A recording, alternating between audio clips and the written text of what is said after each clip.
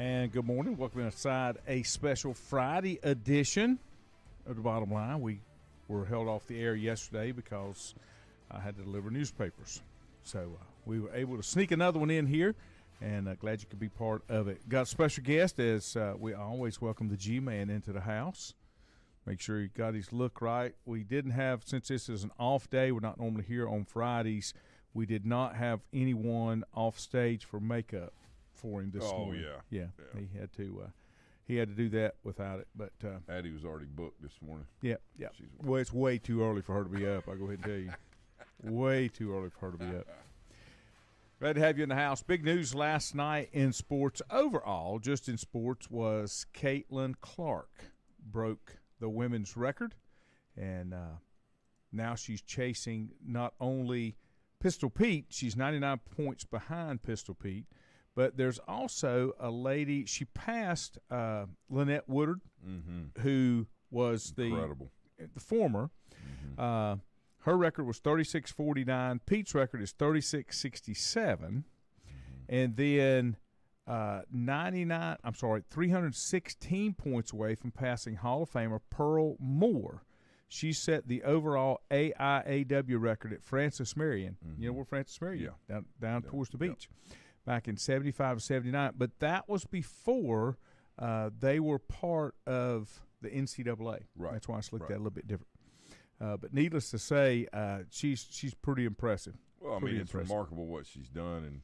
And, there'll be things in categories. Pistol Pete did his in 3 years, based on, the way he did it. But, the remarkable part of what she's done is she's done it in an era where women's college basketball each year continues to get better, and thrive, and the competition becomes more intense and more fierce. I don't think in men's college basketball that across the board, as in women's, that can be said. I think it is in concentrated areas, but we see the great, how great she is.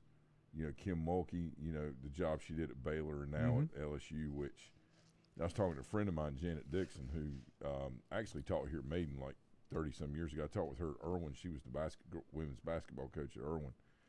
I was talking to her a couple months ago about Mulkey, and she said, she's just that good, coaching-wise. And, of course, Janet knows Sylvia Hatchell, who coached at Carolina all those years, and the lady at NC State that passed away.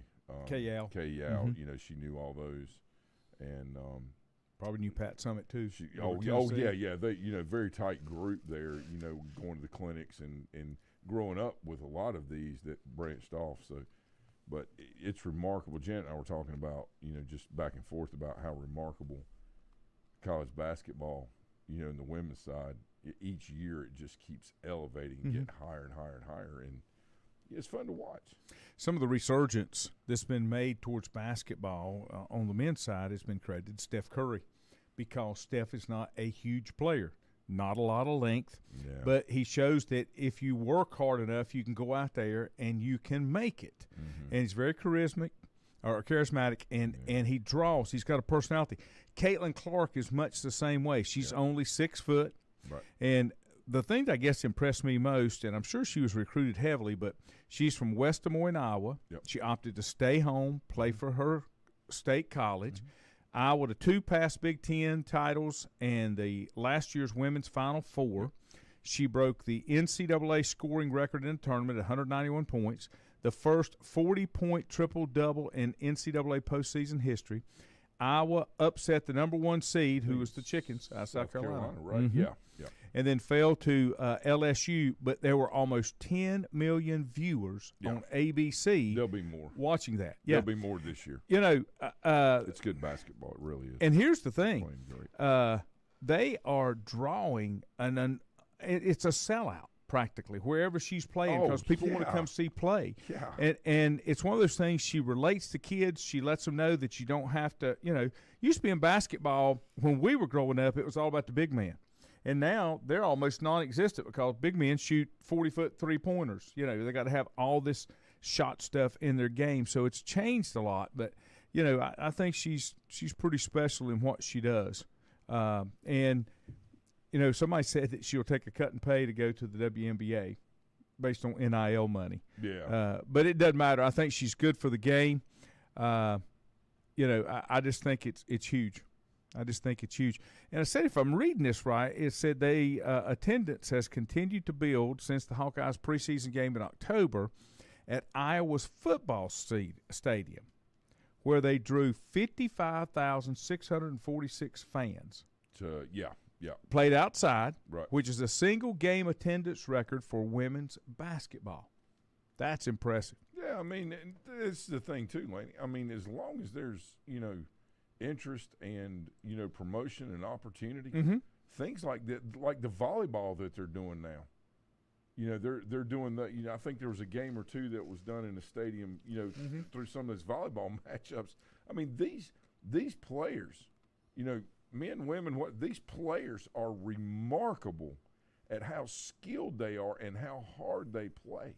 And a lot of these tall women are opting to play volleyball versus basketball because there's anywhere from 6 to 6'4" women out on the floor playing volleyball. Well, I will tell you that my two nieces, all right, Reagan and Riley, and Kinley played too, JR's daughter, the three nieces, but mostly boys in the family, but those three they can hold their own, right? But Reagan and Riley, even though Reagan plays, basketball and she's really good at softball, really good. If you get a chance to go watch Maiden softball team play this year with her and Macy and Avery and a couple of the other kids, they're going to be pretty good. Reagan's tall, she pitches, but the point to what you're saying is, yes, she plays basketball, but volleyball, like their mother was a 3-time state champion, Angela at Fred T. Ford. Yeah. All right, and then 2-time state champion in softball. I mean, these girls, let me tell you something, and then Aaron was, runner-up. He did all right. Yeah, he was runner-up player of the year in North Carolina in 1999 to Josh Hamilton, and rightfully so runner-up, okay? But the point is with the genetics and the way that these kids train and how hard they play every weekend. They play volleyball every weekend. And it takes them it could be anywhere in the eastern U.S. And these girls, they play with girls that are dedicated. We got a good group here in Maiden that play together, maybe from a couple other, towns as well that come in. But I got to tell you, man, some days, I had somebody ask me one day, said, the way that sports are today and coaching and things like that, I said, I would coach, if I had the opportunity to coach, girls team sport like basketball or softball or volleyball, I would do that before I coach guys in football or baseball. There is another one that reminds me a lot. You may know Fred and Carla May. Fred is my twin brother from another mother. Right. We get mistaken a lot. 2 daughters are there. Of course, Austin played at Wingate, and now he's back coaching at West Lincoln and works for Lincoln Parks and Recreation. But they've got their first daughter is Addie. Addie played at Francis Marion, if I'm not mistaken. I may have my colleges wrong. She's an RN now, but great softball player. Yeah. Oh, yeah. Amelia, same way, great softball player. She started focusing on volleyball, wound up getting a scholarship to go play volleyball. Yeah. She liked it a little bit better. So, there's definitely some talent around here, and it's it's one of those things to where if there are talented girls, they will find you, and that's what a lot of these weekend tournament stuff has done, the exposure that you get. Let me get a couple comments. Mark said she can't dunk, so I am not letting the Hornets draft her. Oh, God. He also said, although she has another year of eligibility, I would fire Keats and let her start on the Wolfpack men's team. Yeah, they're struggling a little bit. That's a good call. Chad says she's making more in NIL than WNBA, and he mentioned the same thing. She's got another year left. Well, the good thing about that, the positive for her is the endorsements will take over from NBA salary. So to Chad's point, there's a way to, feel that in because she is that, she will get that. Unrelated, I'm going to blow you up over this remark. Unrelated, but what's a fella have to do to get invited to play with Mr. Ford and Mr. Rembert and Goff? I must not be in the upper crust income bracket. Well, first of all, you're in Raleigh. That's the first thing. So when you decide you're going to be here, we will be glad to go out and beat the little white ball around. Yeah, that'd be fun. We'll go out and beat the little white ball around. G-Man, jump in here. Tell us. Go G-Man, ahead. give us the rundown on all of the postseason awards from the NFL, and then we'll talk about it a little bit. Pull your mic up. Go ahead. So we have Lamar Jackson winning MVP. No shock at all. Should have think Purdy should have won it this year. No. Nah. But if any year should have had a skilled player win MVP or even a defensive player win MVP, then it should have been this year. Right. Because the quarterback play was not as good as, like, for example, when Cooper Kupp won the receiving triple crown but still ended a distant third, that's because of Aaron Rodgers' touchdown to interception ratio and Brady's insane amount of numbers. Absolutely. And so we also got Joe Flacco comeback player of the year, which I see why. Mm-hmm. Oh, yeah. Also, Baker probably was in the conversation. Baker should have got. He very easily. That's exactly right. He could have won that. Let me tell you the only thing about Baker. You're going to find out if Baker really has improved and changed next year because he lost his quarterback whisperer in Canal. Oh, yeah. That came to Carolina. Yeah. Because a lot of folks said that's what made the difference with Baker, but we'll see. Go ahead. So, Joe Flacco comeback player of the year. Completely see why. Will Anderson Jr. defensive player of the year. Was he rookie? Who? Or rookie of the year. Correction. Defensive player. Will Anderson Defensive Jr., boy rookie of from the year. Alabama that went to the Texans. Yeah. Okay. Who is the offensive rookie? C.J. Stroud. Imagine that they're both on the same team. And he had a great year, too. Which, Great year. you hadn't done Coach of the Year, have you? No. Okay, go ahead. So, we got Coach of the Year, Kevin Stefanski. Stefanski.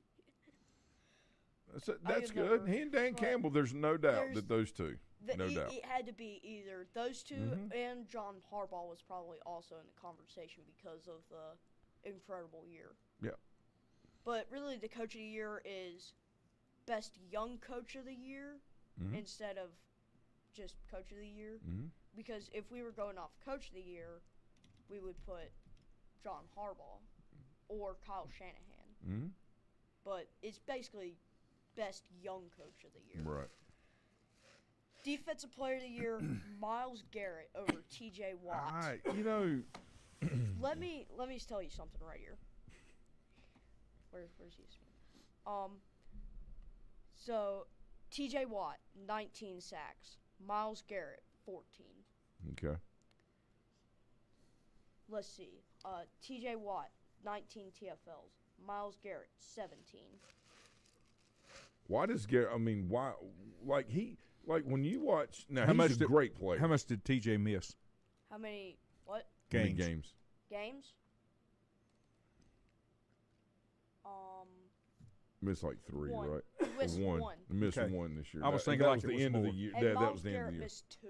Missed 2. Yeah. Not taking anything away from Myles Garrett, but is Myles Garrett even one of the top 3 defensive players in football? No. Well, I mean, okay, so realistically, and you and I talked about this off air, but to Garrick's point, and G and I talked about this.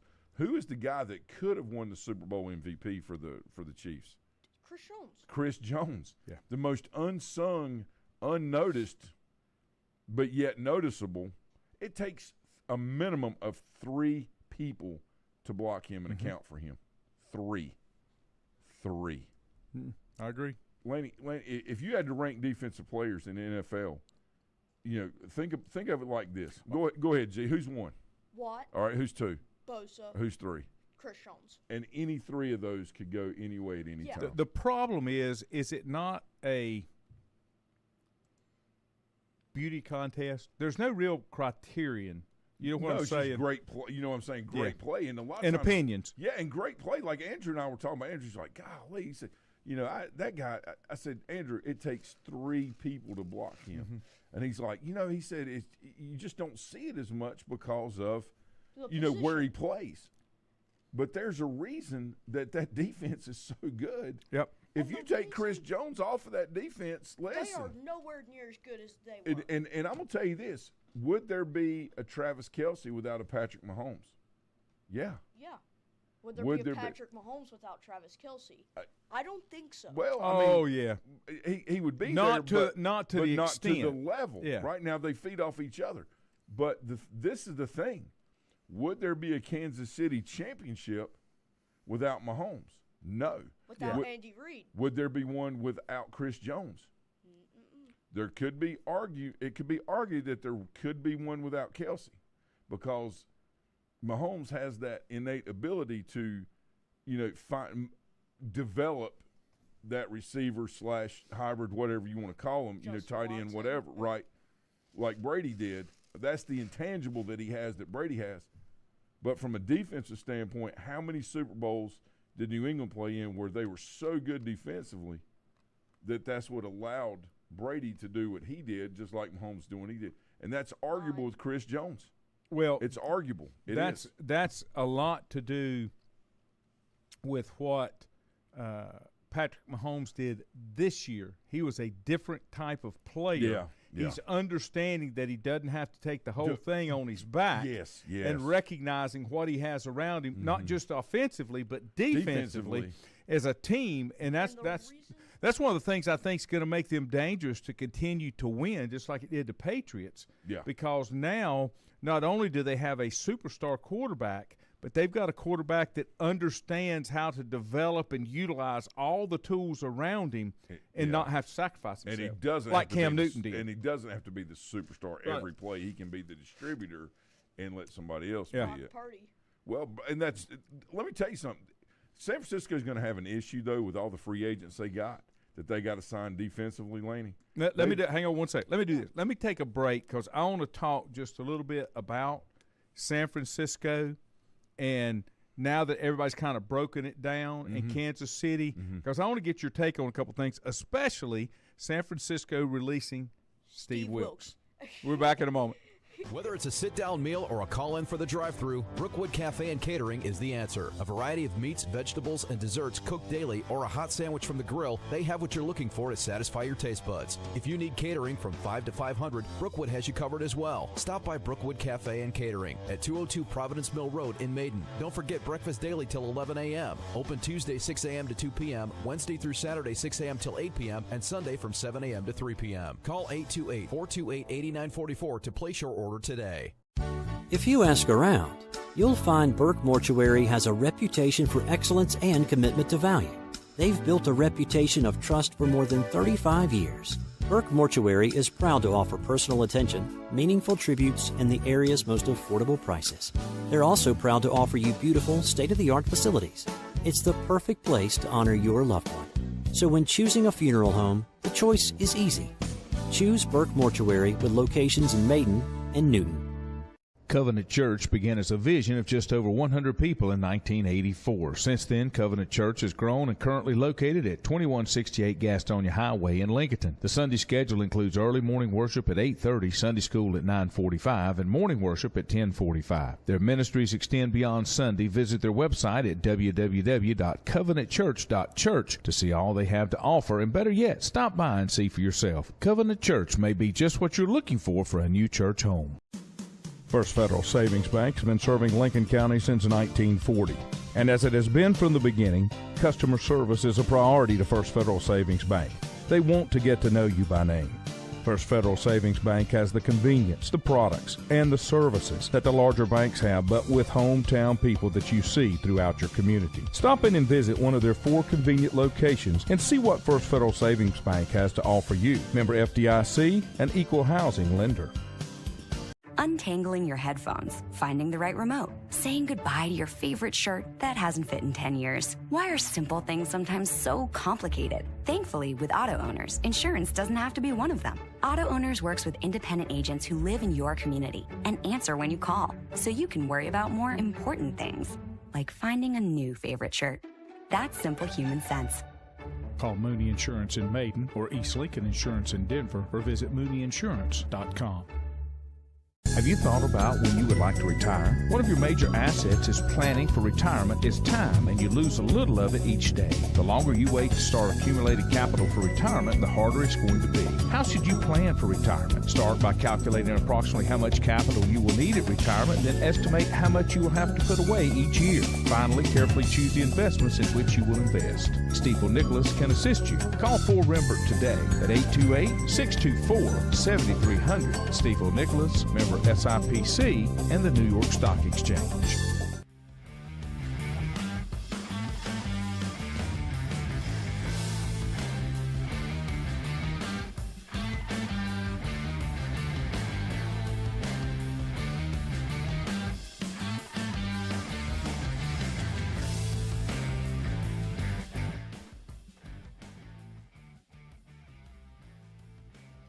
And welcome back. Not only did you see 4 Rembert's smiling face in a still, but now you can see it live right here on the bottom line. Also, glad to have you back. Yes, sir. Another reason T.J. Watt should have won Defensive Player of the Year. Watt, 1 interception. Miles Garrett, 0. Oh, stop it. Stop it. All right, I wanted to get into, because we were talking about San Francisco and the Kansas City Chiefs with the championship game. There was a guy called in yesterday to the Dan Patrick Show late, and he said, I am just a fan of football. I don't have one particular team that I pull for. He said, I like to watch a good football game. He said, and then they blew him up after he got off the phone. He said, I thought the Super Bowl was almost a perfect game because you played 4 quarters with some of the top talent in the league, and you're tied at less than 20 points. And then you go into overtime, and you find the quarterback that can outplay the other one and almost use a full period in it. Well, then they started. Yeah, but there were too many mistakes during the game. Well, here's the deal. There's going to be mistakes. Even in a perfect game, there's mistakes. Talked about the muff punt. Well, it wasn't a muff punt. It hit a player, and the only thing, Ray should have dove on the ball instead of trying to pick it up and make a play out of it. There was the missed field goal. I mean, the blocked extra point. And, you know, I mean, but those are – I think a lot of mistakes like that are caused because of the other team. Yeah. I mean, no, some of it. True. And the getting hit in the back of the leg is not a mistake. All right, that is an occurrence that unfortunately happens when you are doing your job and blocking downfield for the returner. You know, there's no way that you have eyes in the back of your head. And it's very easy to say, well, you need to know where the ball is. Okay, no. All right, that comment would be made by somebody that's never played football in that setting, has never been on a punt or kickoff team or anything like that. So just the mere fact that someone would say that tells me they don't know a damn thing about football, okay, and have never played in it. That's okay. They're entitled to their opinion, but, you know, they're also entitled to be damn stupid as they want to be for saying something like that. You can't know where that is because you're doing your job, all right? It happens. Now, is that luck? Is it? No, it just happens. And you've got to be able, like you said, you know, if he doesn't recover the ball, you got to be able to step up and do your job. That's why you're called out there to do it. People say, yeah, but they were too far in. Well, that may be, and that's going to happen. But it's not the situation. It's how you respond and react to it. All right? And the game was not over then. It was part of the game. And, you know, this whole thing, too, let me get the soapbox on that, too. This whole thing about, well, Shanahan shouldn't have taken the open kickoff. They drove all the way down the field and got to the 3-yard line. I don't want to hear that, okay? That ball very easily could have gotten into the end zone. You want to blame Purdy for a great blitz call? Fine, do that. Who put the play in to start off with? It wasn't Purdy. Who was it? It was Shanahan. First of all, you don't stay in the pocket on 3rd down at the 3-yard line. You get your rear end out of the pocket and you go. And I don't care which side you go, you move the pocket so things move, okay? Yeah, we can go back and criticize that now, but I watched Shanahan do that too in, you know, against the Patriots when he was with the Falcons, okay? So I watched this same thing over and over again. I'm not criticizing him for taking the ball, All right, that play call in itself is what messed things up. And they had already decided. That was not a spur-of-the-moment thing. They had talked about that. And then I am so sick and tired of hearing the excuse, well, the players didn't know the rules. Ain't the player's job to know the rules. That's a coaching job to know the rules. To know how to – you just go out there and do your job and run what I call. It's not up to you to say, well, now, wait a minute, we got the score. That doesn't have anything to do with it. Do your job. That's a coaching thing. That was one of the lamest excuses I think I've ever heard, that the players didn't know the rules. That's okay. I never expected my kids to know all the rules. It's okay. That has not that. Let me tell you something. What had everything to do with that was the third down call with Chris Jones being in the freaking middle of the field. You don't leave a guy back there standing there patting the ball, looking around, or when Chris Jones is running at him, who's got a wingspan that'll go to the sideline to sideline. It looks like he's 6'19", running around at 490 pounds. Yep. You don't keep him in the middle. That's where you die. You can't say, well, my guys are good enough to, block this out and God, I don't want to overanalyze this game, because I felt like it was one of the best Super Bowl games we had seen in a long time. Now, has it got some tendencies that Shanahan's not been able to get there? And I do. One of the only things, Shanahan has lost 3 Super Bowls. One of the things that I heard, that I will go with. Okay. You told me I'm too loud, Andrew.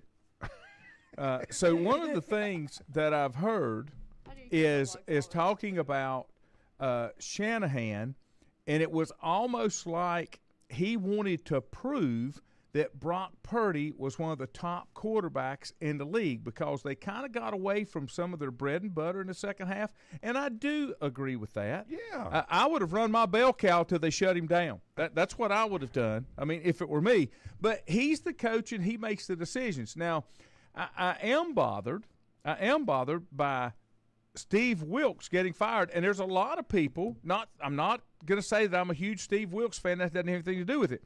Look at Dan Campbell. Dan Campbell had 28 put on him in a playoff game, and he gets a head coaching job.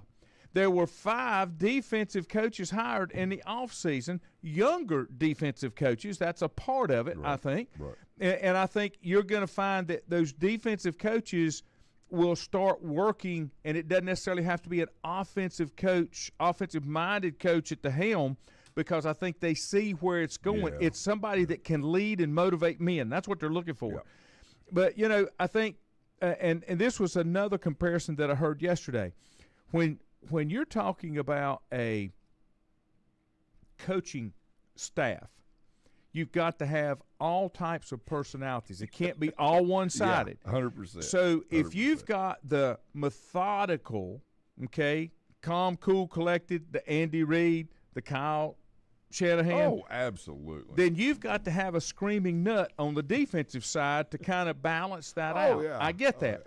But that's not who Steve Wilkes is. He never has been. But is he a good, effective defense coordinator? 100%. Look at what he did for the Panthers when he got through in there at the middle of the season. And he got a tremendously raw deal at Arizona. He's a great leader of men. Mm-hmm. All right, let's do this. You ready? Offense, defense, leader. Mm-hmm. All right, when you think of this head coach, you ready? Vince Lombardi. Leader. Chuck Noll. Leader. Tom Landry. Leader. All right, Bill Walsh.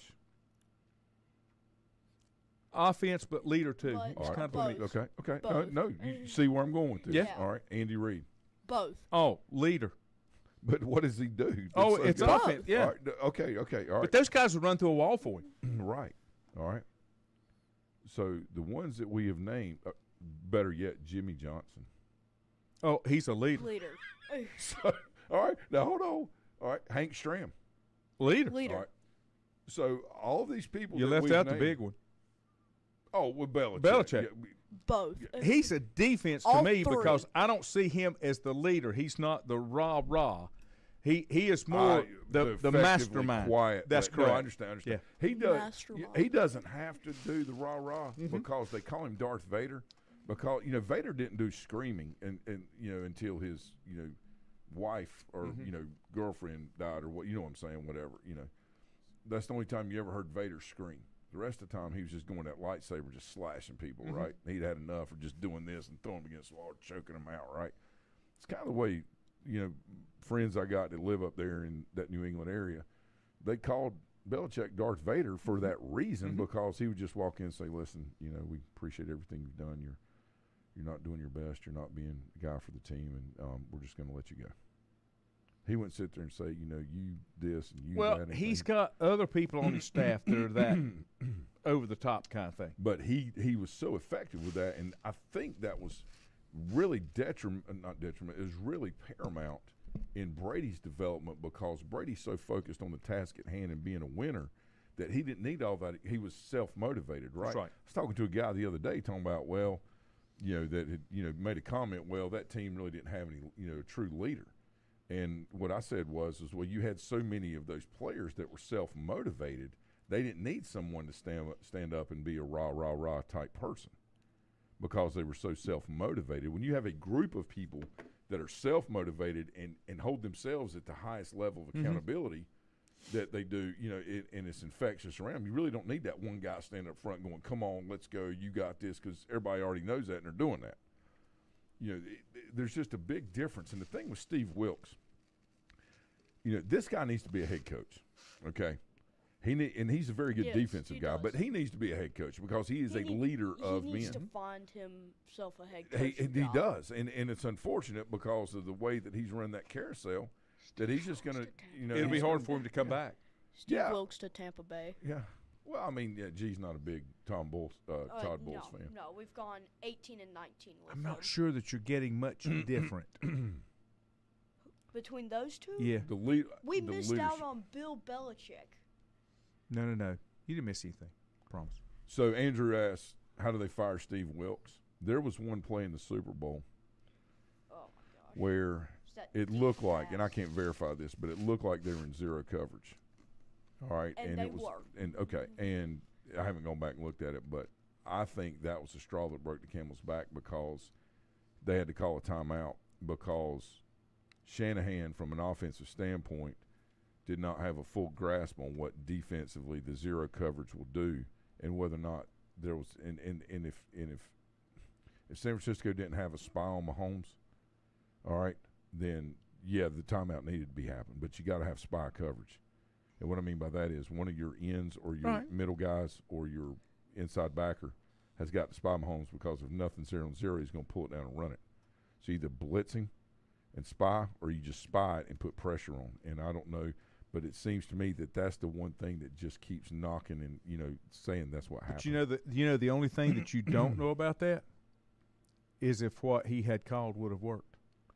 That is my point. No, because they called it on, I think it was second down, and the Chiefs, they were in no position to run the football. That's why he called the zero coverage. That's why they called the zero coverage. Right. But if the Chiefs were to throw the ball, if they beat the corner or the safety or the outside backer. No, I get that part. The problem is that they were so well covered in what they were doing, and from a defensive standpoint, they didn't have anybody free in the back. Zero coverage means no free safety, right? A lot of times there's a lot of similarities between man and zero coverage because based on the number of receivers, man could turn into zero, right? But you can still run man coverage and have safeties. You can. It's called man one and man two most of the time. But this is the thing. The most effective way to run zero coverage, and again, I don't know this if this is what happened with San Francisco, but the most effective way is to either have spies on both sides that aren't effectively rushing, just kind of there, and if he pulls it down, run it, or one in the middle that can run him down. Does that make sense? And Flanny, something just tells me that I keep coming back to this, that Shanahan may feel that this is what maybe could have cost them that they called that timeout. Your point, we don't know what would have happened. Well, it's easy if you're the offensive coach, your offense didn't score. I mean, you want to say it's easy. There's a lot of what ifs. It's just like if a hoppy toad had wings, he wouldn't bump his ass every time he took a step. And okay? that is kind of what I'm getting at, because we're in such an offensive era that, with everything's about play call and play design and this, that, and the other, and a lot of it is. But, there's a fundamental misunderstanding. If you've never coordinated or coached on the defensive side of the ball, there is a fundamental misunderstanding of what the perceived rules are. That's right. Okay, and it's very hard to explain that or to communicate that with offensive-minded only people, because what you're running, they're just seeing as, well, if you can't be in that coverage based on what I've got. That is not true. I just can't imagine that Wilkes against Mahomes. Yeah. I can't imagine Wilkes would go to zero coverage. Yeah. And bring what was left of the house, because that doesn't make any sense. If you've got zero coverage, you want to get some pressure, but you don't want to leave him loose to be able to do something. Right. But you're counting on your man-to-man defense. You don't want to let Mahomes throw the ball 90 yards downfield. And you don't want him to pull it down and run it either. And that's kind of the point of what Lanny's saying. So that's what the Bucs made him do a few years ago, and the 49ers tried to do that. That's right. But see, here's the problem with them. They did it into a point where they didn't realize that this guy was still able to throw the football, but he also was able to run the ball. That was the problem. And which direction did Mahomes run the ball? He ran it to the right. Right. When the Bucs basically, I say shut him down. They were pretty effective against Mahomes 3 years ago. 31-9. Right, and that's what I'm saying. When they initially just contained him so much, Lanny, they blitzed him from the right side and forced everything to make Mahomes run left. Yes, he had a toe injury, but let me tell you this: running to your left and reaching back and throwing to your right is not an easy thing to do. That's right. And we didn't see that out of San Francisco because when Mahomes pulled the ball down, he ran effectively to the right. Both of his runs were to the right side of the field. Yeah. And that's what I'm saying. They didn't flush him away from. But I'm still not convinced. And this is what I always said when oh my gosh, Dan, whoever the offensive coordinator was back in the John Fox era, Dan Henning, when Dan Henning was there. I got so mad at Henning, but then I was reminded that every play goes through John Fox's headphones, and it's the same thing. It's the same thing with Shanahan. Did he overreach instead of having the trust and confidence? If you hire somebody to do a job, are you going to overreach? Well, this is the thing about it. When you have a lot of experience in doing things and you delegate the authority out to be able to do things and let them carry it out. Hold on. Let them carry it out, okay? How, at what point do you overrule what they're doing based off of the perceived knowledge that you think you have versus the experience that person has in what they're doing, right? That's where the great overtake comes in, and it doesn't make the head person right or wrong, all right, in them asserting their authority and, making the call. The problem is it doesn't make the situation fluid like it has been up to that point. So if that one play that you think is going to determine the outcome of a game, and you have to run in there and do that, then I think you're misguided in your thinking, because it takes a minimum of 5 plays to affect, a competition, a competitive game. And let's just speak football, basketball, baseball. 5 plays, all right, determine the outcome of a game, not one. And, who's to say that a fumble couldn't have occurred, that a blocker could not have missed an assignment based on that? Everything was relative to what should have been instead of to what was, to your point. And sometimes you have to trust the process. And there's just – and I'll tell you the other thing that shot down the 49ers. 3 of 12 in third down efficiency. Yeah. And it's because of play calling. Was that Steve Wilkes? Nope. Was that the defense? Nope. That's my point. That's where I'm making. And I get into, in my head, if it comes down to like that play, if that play's what you think makes or breaks the Super Bowl, at that point in the game, you shouldn't even be there. And you're going to lose. Get to that. And you're going to lose. Get to that. You're going to lose like you did. Hey, do you think they win the Super Bowl if Kyle Shanahan's their offensive coordinator and Bill Belichick is their head coach? No. Everybody don't like Belichick. All right, the other side of that, okay, is this is the other thing. Nobody has taken into consideration that San Francisco lost a key defensive starter in Greenlaw. Dre Greenlaw. Mm-hmm. Towards Achilles. Towards Achilles. First half. Yeah. That, you can't imagine the difference that would have made. Oh, yeah. Okay. Drastically. See, because Dre Greenlaw, I think, and somebody can correct me if I'm wrong, I think he led the team in interceptions. Right. So this is the other thing, G. This is the third down play. Drag Kelsey. Mm-hmm. Rub routes without rubbing. They ran screens without touching. Well, my question is, why is Kelsey allowed? Why are they playing zone defense and not a matchup zone with Kelsey? Because that's the go-to guy. Because why are you not locking him down, or at the very least getting up on him the first 5 yards and not allowing him to release? Mm-hmm. Laney, they ran without even rubbing. They ran rub routes, and Kelsey would catch the ball and go 15, 20 yards upfield. Why are you why is there not an outside linebacker on the other side or an inside linebacker? As soon as Kelsey comes across the middle, you light him up. You say, well, you can't touch him 5 yards. Okay, he doesn't have the ball. Give me 15 yards. At least he's not touching the ball and running 25 down the field. What did I tell him up. Our defensive ends? You never let a tight end release. Right. Period. Right. I mean, it only ever. takes a second and a half to disrupt that timing. Yes. And that's what you've got to do. And so many times you don't see that on here. 100%. I mean, it's the same thing. I just don't. I mean, 49ers can do what they want to. I think I'm starting to have a little bit of doubt. Yeah. With Shanahan, it's done. And I'm not so sure. That they over. can, because I think the NFC is going to get better. It's drastically better. We talked about this before, yes. And when we were off for a second, and we talked about this, and I literally said the NFC is going to get better. The Lions are going to get better. Yeah, they're going to be drastically better. Yeah. Because they have defeat working in their favor yeah. for motivation all season. The 49ers are going to lose defensive players, but they're losing their coordinator. They've got rid of him. Continuity is most important. Like, who are you going to bring in?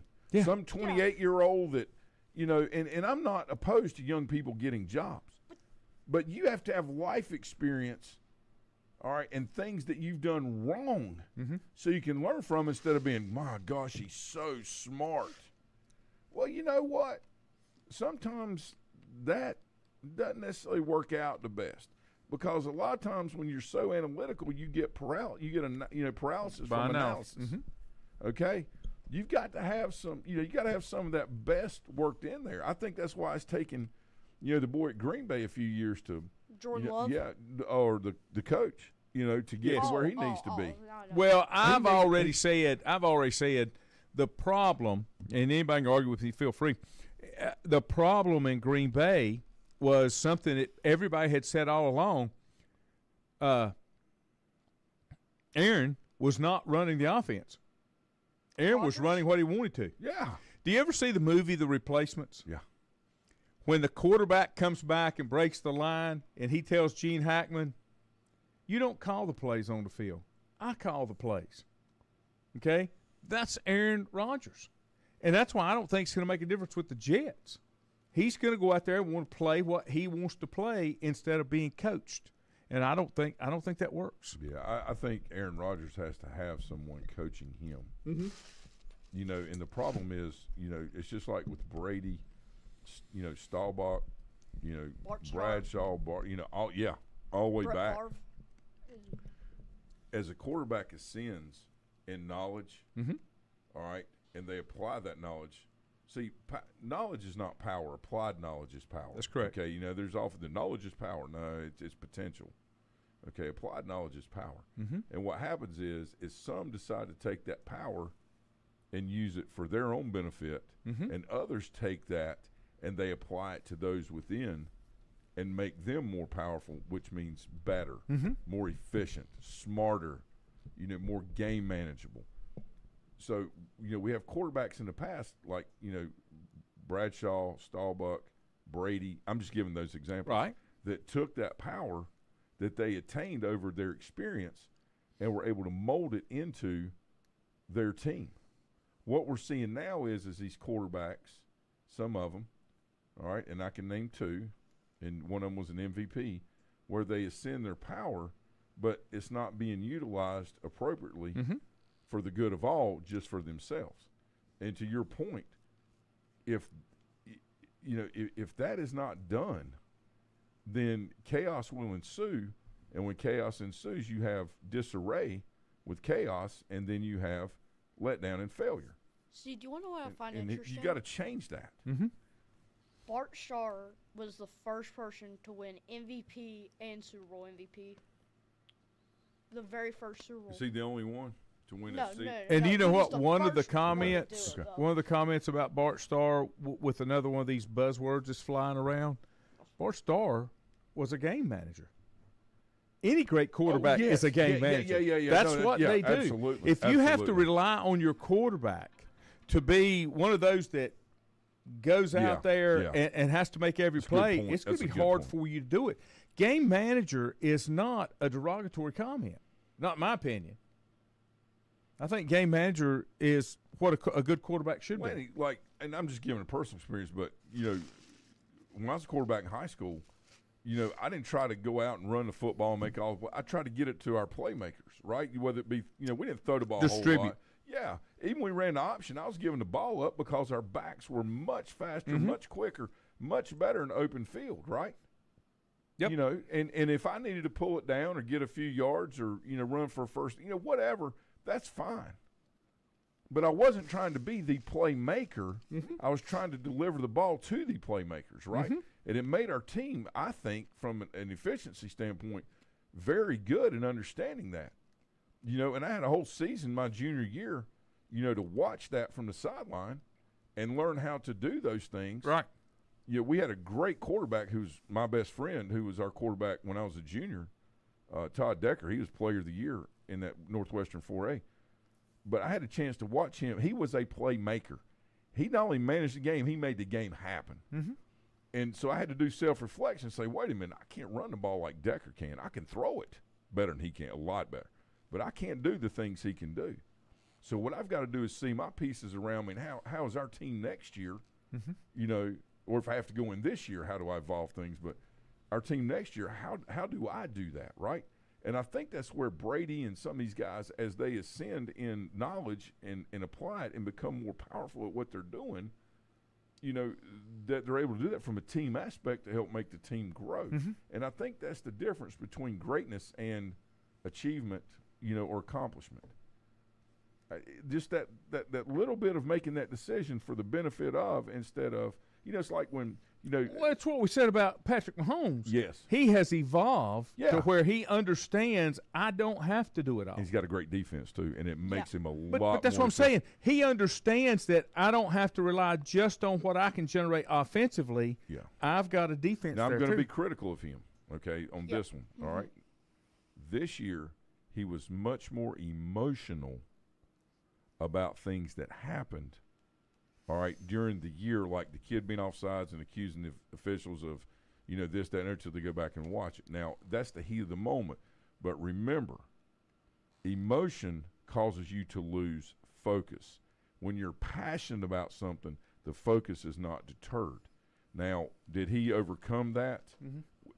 Are they a team of emotional beings? Yes, that's okay.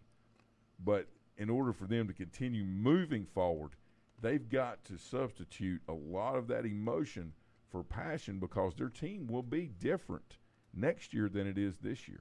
It always is. Do you not think part of that could be attributed to the fact that he had to evolve this year and he was still trying to adjust? Right. Because good point. I think when he gets emotional like that, it's because, and I do the same thing, I wouldn't have done that. If I just handled it myself, it wouldn't have happened. Yeah, and that's when you have to learn that, that God is the center of the universe and not the individual, okay?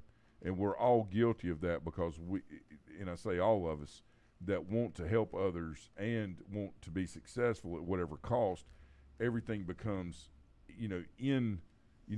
inside of us instead of realizing that what we have inside needs to be distributed out to do that. And yes, he has a growing process that he's continuing to go through. And, there's a lot of comparisons, to him and Brady. Will he be the greatest all time? He's got this many more years left. All that will play itself out. What I'm saying is the intangibles it takes to be successful, not just one time, but continually over and over and over again, you have to be passionate and thoughtful and reflective and not reactionary. Right. And, and that's what I hope that he continues to do and evolve from, because in the middle of the year, they were a good football team, but they were not very good. They weren't one of the better teams in NFL. And because of Andy Reid and because of that growing process that they went through, it ended up working out. But you can't have that screaming and hollering or keep me in the game and do this. That's great for Travis Kelce to come in and tell his coach, get me the ball, keep me in the game. Okay? First of all, that's Andy Reid. Okay? He knows what he's doing. Okay? There may be a reason that, a lot of great coaches, Lanny, set things up for the second half and don't adjust until halftime or later in the second half. But they've laid the groundwork for what they're going to do. So a lot of times you're setting things up when you don't have certain personnel in the game in the first half. That's why the thing about best players always play is absolutely ridiculous. It's the best strategy in the art of war and how the others adapt to what you're doing or react to it. I want people reacting. If I'm the defensive coordinator or offensive, I want the other side reacting to what I'm doing instead of proactively planning for it. And there's just so much more to that, and that's why and again, picking on Travis Kelce, listen, these guys are professional athletes. They're the best in the world at what they do, but there's still a way that success doesn't matter at where you are. It matters in the process that it takes to continue being successful. It doesn't matter if you are the best, ditch digger in the world. If you have a ditch witch and that's what you do. If you're a teacher. If you do the multiple things that you do, it doesn't matter what level. It's the intangibles and the application of the things that it takes to be successful on a continual basis that matter. That's why the one and done in the world, I want to be first instead of being right. That's why people are starting to get away from that stuff on social media and not paying attention. That's why they're so upset with politics, because things are narrative-based instead of factual-based. And it all falls back into the same area of continual success. And these guys have got to get that part right, or their failure will be imminent. It will be because it's not successful. On the topic of the Chiefs, here's Patrick Mahomes threw 27 touchdowns to 14 picks. Jared Goff threw 30 touchdowns to 12 picks. Yep. And also had nearly 4,000 more yards. Here's 400. Yeah, 400. Yeah. Here's the thing. This is the thing that's going to start to happen, and it goes back to what you said. If you've ever played chess, and chess players, I played a little chess. The great chess players, they're not making a move. They're 5 moves ahead. They're making that move to set up these following moves 3 to 5 moves out, and that's where any kind of game management, especially in a game of football, that you've got to do that. That's why so many teams, that's where you get your great coaches. So many teams are great to start a game because it's fully scripted. But then you have to come off the hip after that, because you can't script the whole game because a lot of things change. I'm going to throw a little secret at her because I'm done coaching, right? So the first 10 to 12 plays, when I was a defensive coordinator, the first 10 to 12 plays that the offense would run, I wouldn't make any substitutions, right, because I wanted them to stick to what they do so I'd know if they were on their script. And if they were, ball game. Ball game. That's over. You never had to worry about me. You know why? What? I didn't script.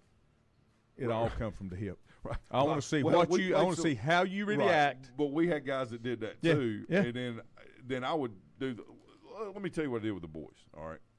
Before Quinn and Gary were able to get any electronics at all, they had to do 3 things, all right? Number 1, they had to be able to write their ABCs, A to Z, and then Z back. Number 2, they had to be able to count to 120.